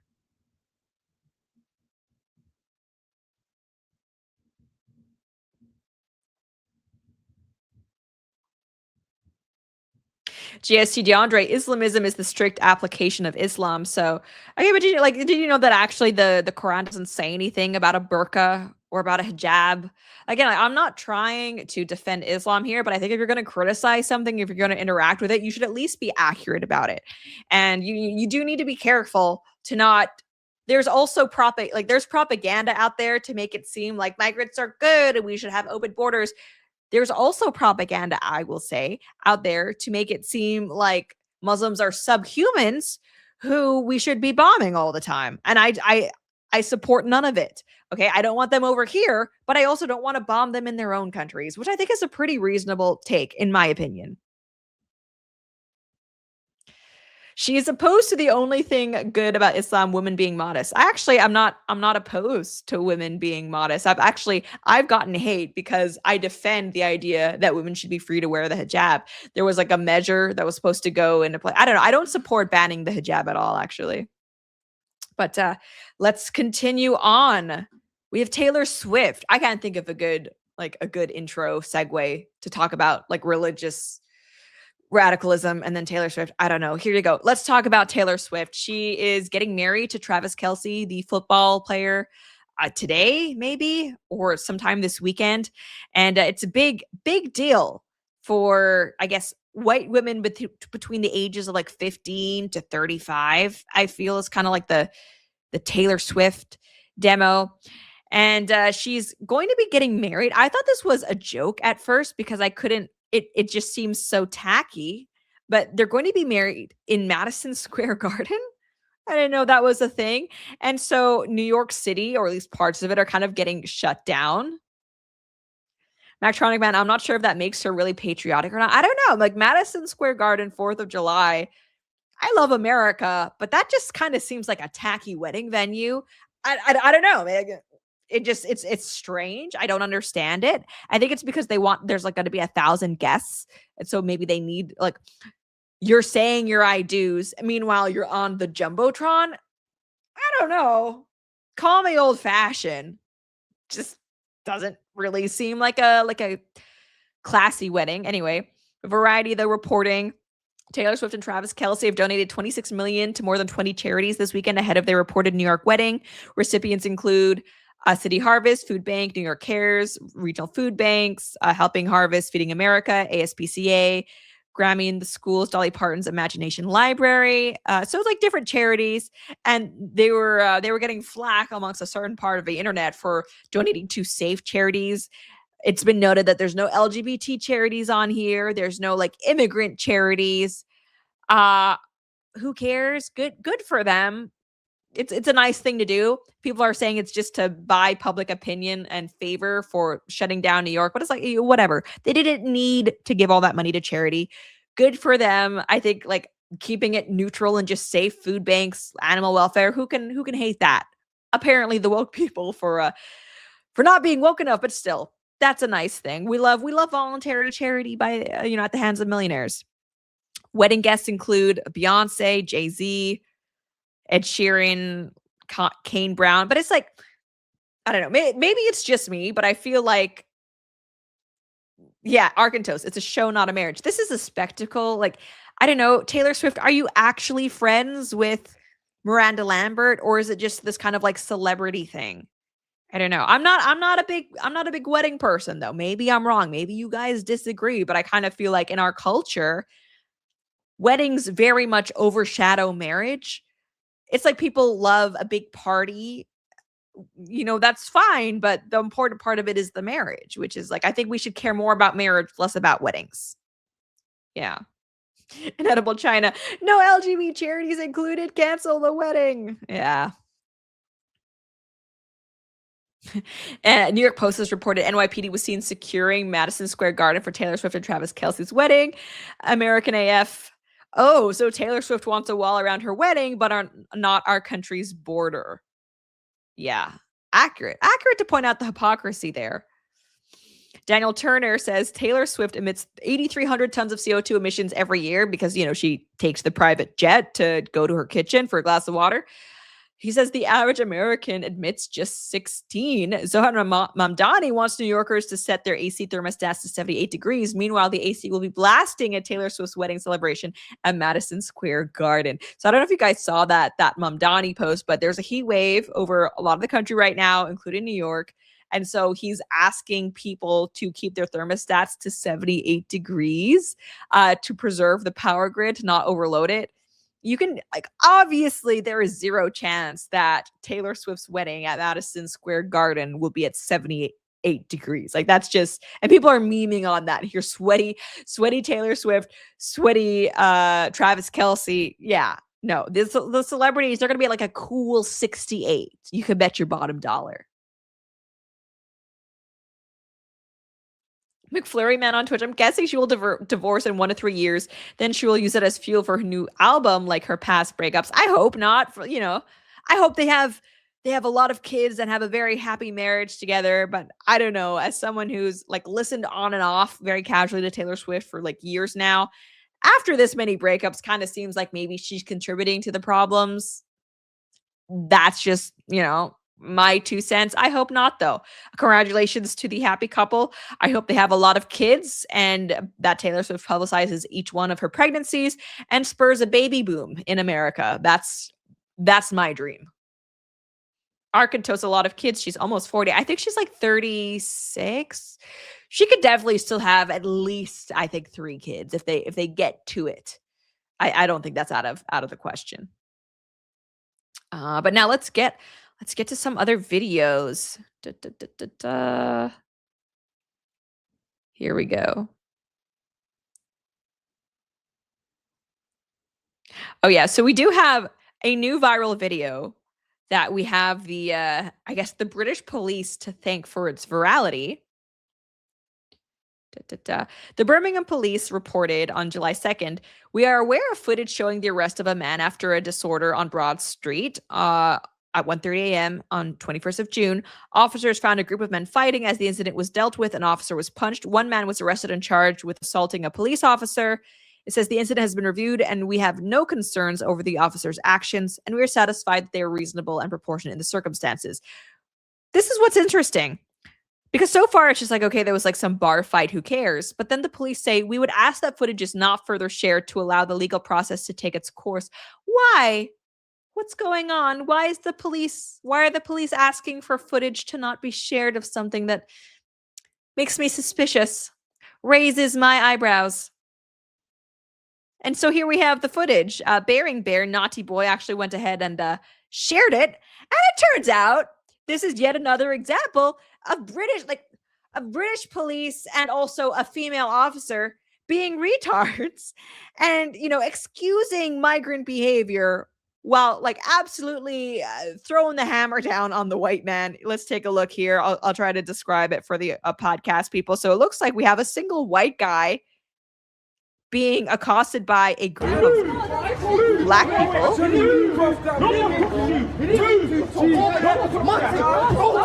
Okay, they're like throwing words. So far, no one's physical, but the posture is starting to get aggressive. And this black guy tackles him, brings him down. Other black guys tackles him. And then this female officer comes from the side out of nowhere, slams this man against the wall. It seems from instinct he punches her because he was just being attacked. Fucking punch his boy. Put your hands behind your back. So what happens there? Let's watch that again. Okay, let's watch that again. Black people surrounding with one black guy brings him down. Other black guy punches him in the side of his face. Someone, then this female officer slams him into the wall. He punches her immediately. It seems like based on reaction because he was just attacked and is not expecting a police officer to then accost him. Fucking punch his boy. Put your hands behind your back. And by the way, not only did the officer choose to slam the victim against the wall, but also the black assailants totally left free. Not going after them, not arresting them.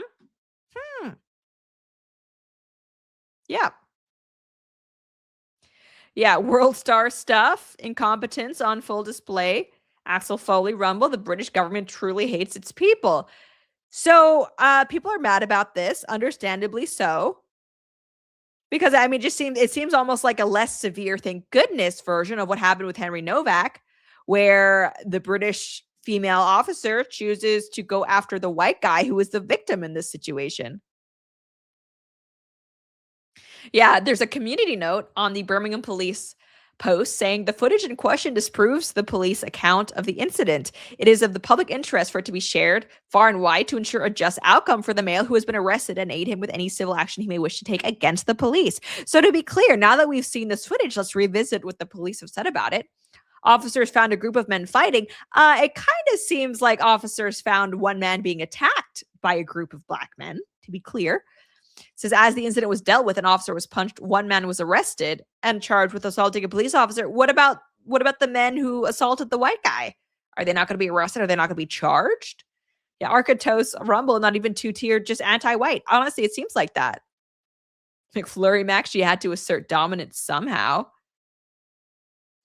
McTronic Man, I suddenly appreciate US police when I see footage of UK police. Like, this is, I mean, that's insane.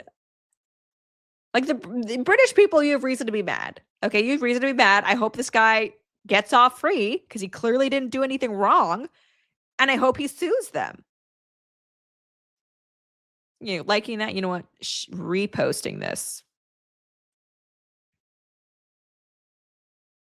Oh, yeah. So there's several posts here related to the gender war.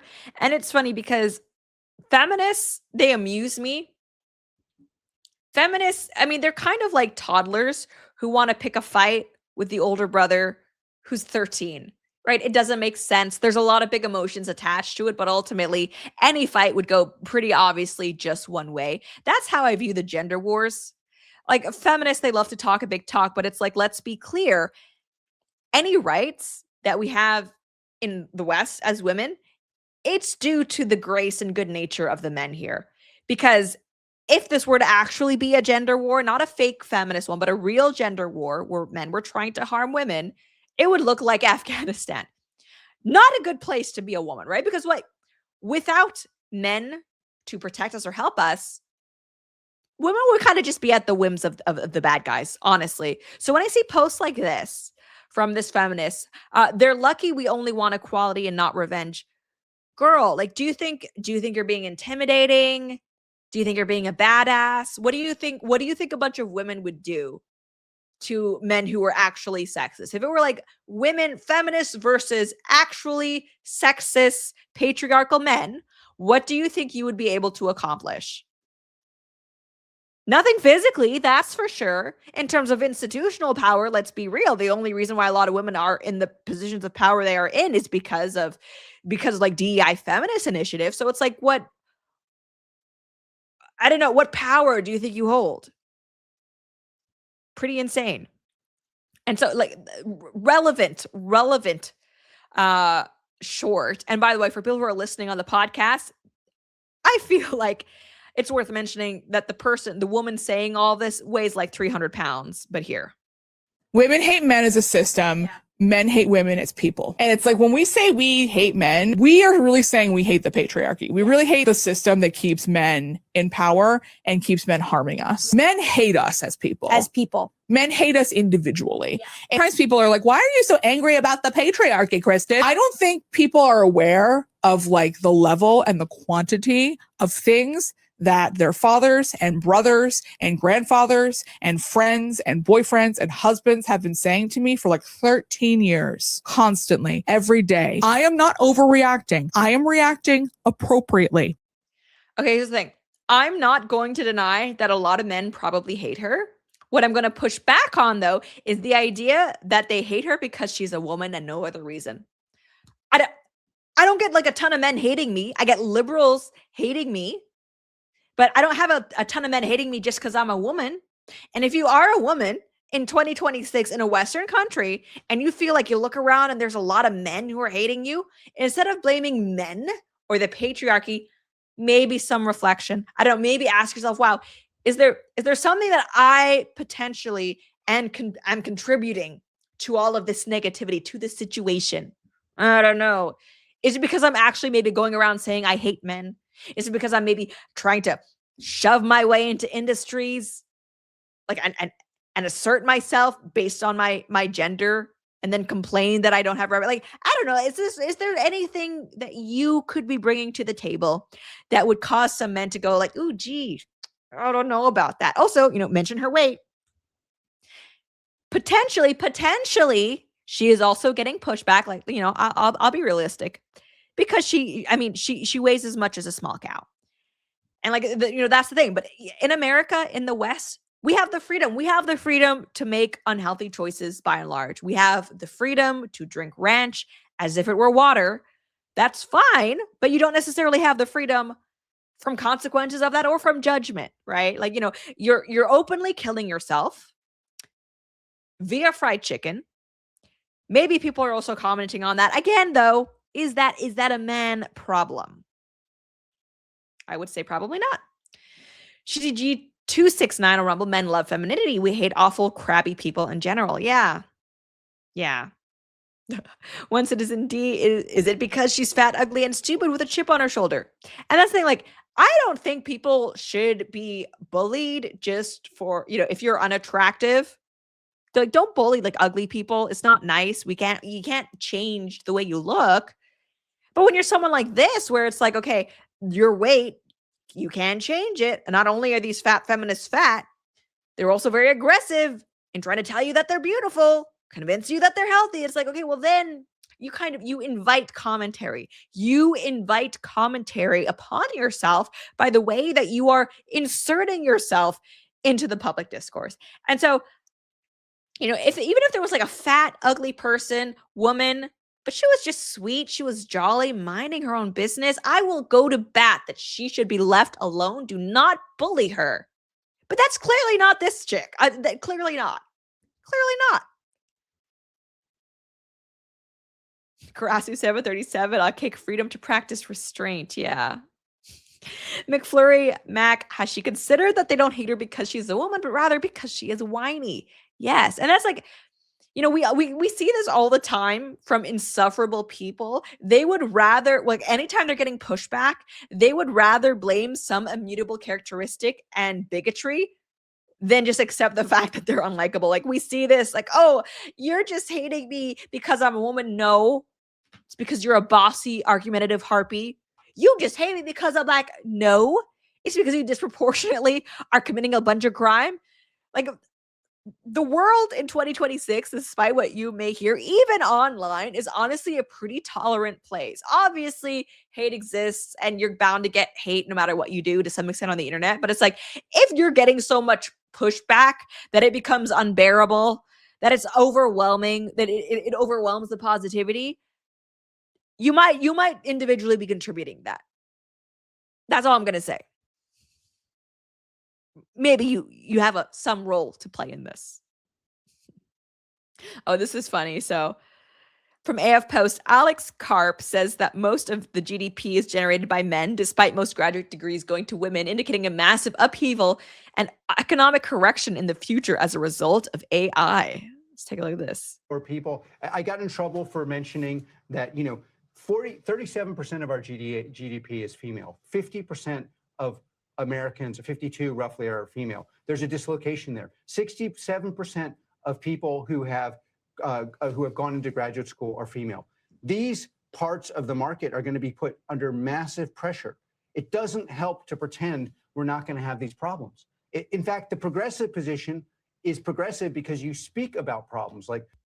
I mean, he's right. I mean, women have a ton of these like cushy white collar jobs, but overwhelmingly, they're not real jobs. They're email jobs, like working for HR. You don't actually contribute to the company. You can be cut. We saw like recently all these tech companies were doing all these massive layoffs. By and large, it wasn't coders or software engineers who were getting laid off. That was happening to some degree, but it was a lot of administrative bloat. And those are female jobs. Those are female jobs because they don't actually do anything. It's just administration. It's busy work. Yeah, when AI, gradually comes to dominate the economy even more so than it already is, overwhelmingly, it is the female skewed jobs that are going to be cut. We're already seeing that. You can already get like HR software that can replace like 5 Karens for your small business company. I mean, DEI was overwhelmingly female.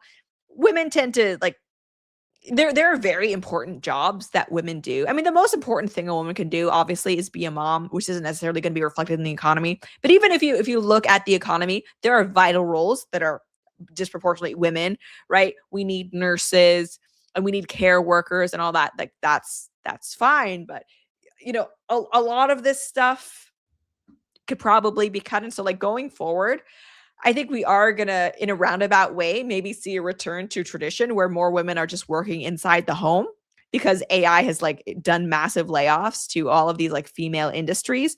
And I hope that follows with a baby boom. That would be nice. Like if you're working from home as a woman anyway. But we'll see. Yeah. I mean, like I know boomers hate remote work, but if you want millennials to be able to afford homes and Gen Z, if you want them to be able to afford homes and you want them to have kids, you should be championing remote work because this makes it like it actually makes it feasible for a lot of people.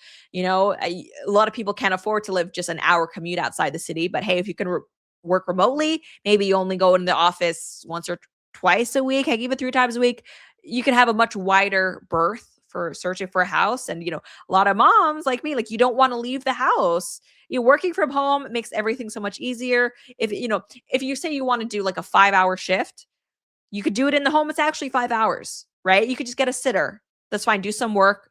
That's okay. Maybe get grandma and grandpa over. But if you actually have to leave, 5 hours is maybe more like 6 hours, 7 hours. It's a lot longer away from the kids. So yeah. McFlurry Mac, you really want that baby boom? I do really want that baby boom. We need to, as a society, we need to be baby maxing. We do. I mean, otherwise, the left is going to flood with migrants. So yeah, we need to be baby maxing. Oh, speaking of babies, though, okay, this is not the way that we should be baby maxing. So this video is going viral.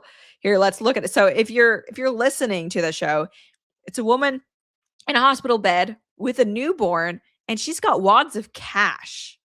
For some reason. That money fast, 20s, 50s, 100s cash. Boy, going to go, y'all bad. There's just like cash everywhere.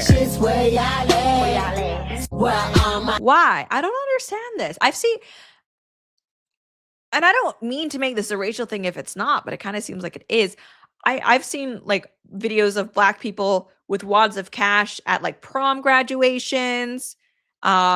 Apparently at newborn, an opportunity to wave around cash. There was that awful story of the baby or the toddler who got shot because the mom was like charging a cop and she had the toddler in the car, I think like on her lap. The funeral for that kid, the mom was also waving around cash. Like, inappropriate. Like, oh my goodness, what a terrible. But why are there so many videos of Black people waving around cash? I don't understand. Is it to flaunt wealth? because like that's a weird thing to want to do. It's like it's not an attractive thing in my opinion to flaunt affluence. It's not humble, shows a lack of humility, but also like let's be real. If you actually have wealth, you're not going to be flaunting cash.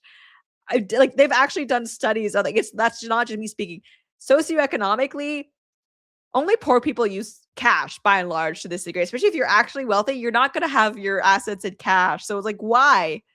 I don't understand this culture of wanting to show bills. It doesn't make sense. Rooftop on X, where did the money come from? I don't know. Like that's from dad? Statistically, probably not, but it's just I don't understand like where this is just like it's a garish and unattractive culture that does that. Okay, we did a whole Caleb Hammer segment last show, but here let's one more Caleb Hammer clip for this. Why am I being sued for $10,000 actually? You didn't pay it. Because I tried to go to college.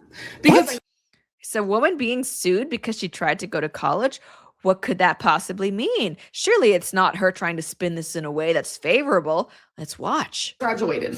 What the fuck is She's she being talking sued about? for $10,000 because she tried to go to Oh, college? we're about to get some fucking 2026 victim mindset bullshit, and she's gonna get 100% egged on and encouraged in her fucking comments. From college, actually. So around my second year of college, I decided to get a credit card because books themselves were $3,600. Student loans can be used for that. Yes. College clearly didn't have a job and needed a way. What do you mean clearly didn't have a job? I had a job through college. You could work and go to college. Don't make it seem like, oh, well, I clearly couldn't work because I was in college. Don't most people work in college? I feel like that's a very common thing. Oh, the new redneck, thanks to you. I now follow Caleb Hammer. I had not heard of him before. Yeah, his show, it spikes my blood pressure, but is so entertaining. So entertaining. They come up with money for books, for food. I worked the semester I was in college. Necessities. And let me remind you, this is what these cards prey on. Okay, you literally see notifications everywhere. Get the student credit card and get $1,000 back on every book you buy. You know the fucking and close your ears, women that aren't as healthy out there, because I mean I am fat myself. But when a fat bitch looks at you and makes those facial reactions and talks like that and uses that language, you know they are the most obnoxious people. There's like he's not wrong. There's this type of woman, like fat, in debt. There's absolutely zero accountability. Like she is allergic to accountability. You can all but bet your bottom dollar. Like, don't get me wrong. I don't support usury. I think we should be capping interest rates on credit cards. We should not be trying to condone that industry. But at the same time, if your excuse for taking out credit cards is like literally like, well, I couldn't work when you totally could have, I'm not going to have a lot of sympathy for you. In the history of ever, and they will always be a victim in everything, and they will always be offended on behalf of everything, and you can never say anything right, and you will always be evil. They are like the online terrorists. They are horrible. But also, because I tried to graduate, shut the fuck up. Like, if you were actually low income, you would have had federal student loans. If your family was low income, you could have got student loans for your books. Even still, you could have got a private student loan, even if you like were. And a lot of universities also have actual like financial aid. So not even a loan, but just like, reduced tuition rates or whatever it may be. Like you could get scholarships. I had scholarships when I was in school. So it's like, no, you're not being sued because you tried to graduate college. Upper income couldn't get the federal student loans. You could have got private student loans. Sally Mae, not great, but 12% with some more protections and whatnot is better than a credit card that you got these fucking books on, and also not have a job because obviously I'm in college. You can tell from her fucking ass. Again, most obnoxious creatures on the internet are those who are always victims and just horrible and evil. Buddy, we're not even that far out of college, and we both had a job in college.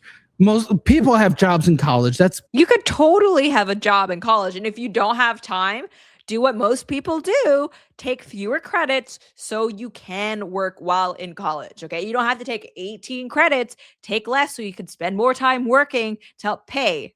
Okay, that's what a lot of people do. Paying for bills. Dude, that, and then you know where I got all my books from? Half Price Books or eBay. Yes. And if they didn't have it at Half Price Books or eBay, then I would say, okay, then I may have to go the route where I have to pay full price for the book. Yeah. But then you work like not a dumbass and you save up for the book and you buy the book. You need. Okay, I will say, I don't know if it's still like this, but when I was in college, I had professors who would write their own textbooks, and then like every couple years they would release new editions, and you had to have the new edition of the textbook because, the material would be slightly different, page numbers would be slightly different, and so there couldn't be this huge market of secondhand books. Yeah, that's what. So I don't begrudge, like, the books are just expensive. Yeah. In any case, I think that's basically it for me, guys. Please have a happy, safe, and fun 4th of July weekend. Let's all be thankful that America is America. Wish it a happy 250th birthday. Euros. You can laugh at how young the country is, but we should be very grateful for all of the freedoms we are afforded here. Hope you have a good time with your friends and families. And I will not actually be back. I should have said this at the beginning of the show. I will not be back Monday. I'm going to be traveling. And so next stream is actually going to be Wednesday. Wednesday, though, at the same time, 2 p.m. Eastern. I hope not too much happens between now and then. And I will see you guys. Yeah, I'll see you guys Wednesday. Take care.